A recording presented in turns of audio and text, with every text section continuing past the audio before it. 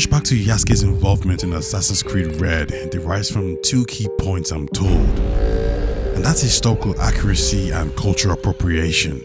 However, if you take a deeper look, you realize the main people leading this charge are the same people who championed shared cultures. It's the same group of people who gladly accepted fast and loose historical and accurate depictions of themselves. Because back then and until now, it's never mattered across all media until now.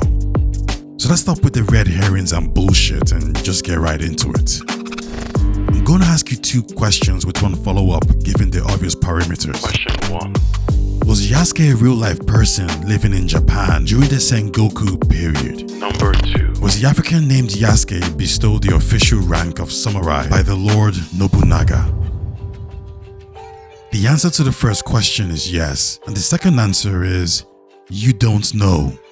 You don't know because the evidence here is inconclusive. There's nothing that outright says he was, and there's nothing that confirms the opposite.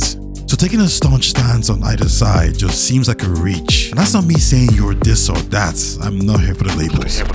It's me saying taking a staunch stance on something that's inconclusive seems a stupid hill to die on and makes everyone question your motive. The first two questions I asked you were completely irrelevant, and the reason for irrelevancy is actually baked into the follow-up question, which is, why do you care? Why do you care that a video game based on historical fiction is potentially mixing history and fiction? A video game that takes liberties by nature from its inception all the way to its current form. A video game that created humanoid-looking gods that we learned about through a machine that lets us travel back in time, entering the minds of our ancient ancestors as we live out their lives, climbing buildings and diving from hundreds of feet while landing on a haystack unscathed. A video game that tells the story of two opposing factions intertwining with real-life figures across multiple different continents. And as you interact with these real-life individuals, you alter their true-life stories and amend their true-life achievements.